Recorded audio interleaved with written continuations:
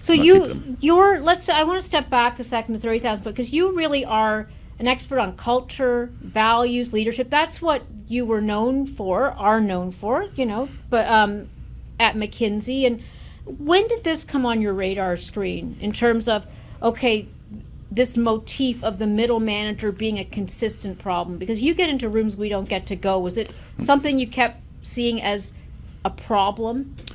Yeah, for sure. I mean, kind of always. Okay. In my client work was always there.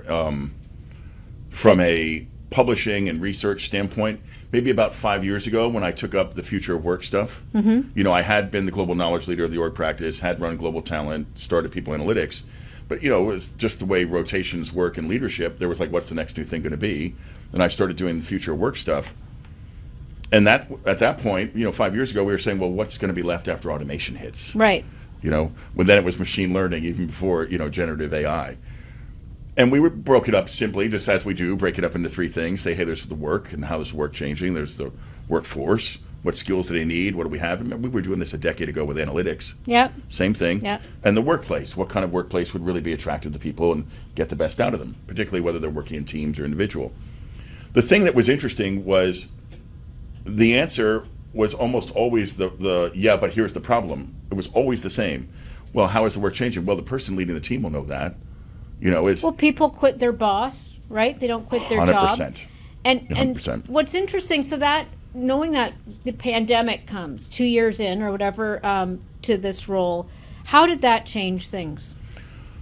I think it massively accelerated it, for sure. Because we're all working from our bedrooms and it became tougher? Well, I mean, if you were to go across the three, just think about things that we would have never accepted. Would we have ever accepted going to a hotel? First off, we weren't allowed to go to hotels. Right. But when we could go to hotels, we'd accept not having the sheets changed, right, where it cleaned every day.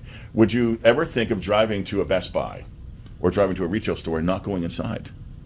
That's true. Right? Yeah. Would you go to a restaurant where they're understaffed and now they want you to order the incredibly expensive bottle of wine off an iPad? Mm-hmm. I mean, we've had real changes, and I think we're ebbing and flowing back to what's going to stick for us versus not, around service, around products, etc. The person who's supposed to be the conduit to figuring out how the strategy is supposed to be delivered, the brand promise delivered to the customers, is the manager and their directs and the teams. Well, suddenly that person got the shining light on them and going, do you actually know what your team's doing? Yeah. Do you know what the customer wants? And it just accelerated all of it.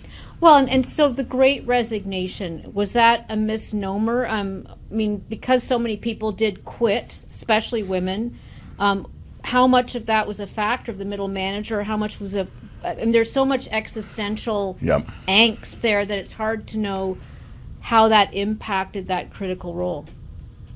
Well, it's at least a big part of it. I mean, my former colleague Aaron DeSmet and I led a lot of our work on great attrition and great attraction.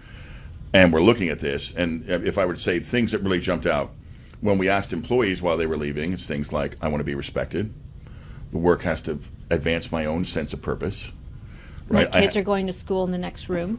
There's that. Well, and there's good old-fashioned flexibility, but now the expanded version of flexibility. What the work is being done, how it's being done, when it's being done, where it's being done, and with whom it's being done with, right? Expanded. It's not just, I want to come in at a later time. Leaders broadly broke into two camps. There were those who very quickly figured out and had the natural wherewithal to say, I just want to check in on how you're doing. Yeah. Remember that run of like 9-12 months where it was like ERPs that had never been used before were suddenly exploding with, I'm depressed, I'm anxious, am I ever going to get out of this little studio apartment? This is overwhelming, my kids are here, my partner's here. There were some who got it and said the person first have to be taken care of. There were others who were like, well, I don't talk about that, that's not my job. And so very quickly you had a line in the sand of bosses who care about me as a person versus bosses who do not. I think that was the first one that really came. You saw people running away from that. When the attrition stuff, and at any given point, about broad numbers, 40%, at any given point, like we were having 40% churn, 2/3 were always saying they were going to leave, and of those 2/3, they were saying, by the way, I'll leave without another job. Right. And when you really honed in on it, it was all the social factors. It was not the economic factors. Many companies like to point the finger and say, my competitors they're not being very smart. They're being, poor use of judgment with how they're elevating salaries. And these people are just chasing the buck. But when you ask the employees, it was all, good boss, good team, good work, good company that looks after me. Yeah. These people over here didn't want to look in the mirror. It's like, no, they're running away from you. They're quitting you. They're quitting you. And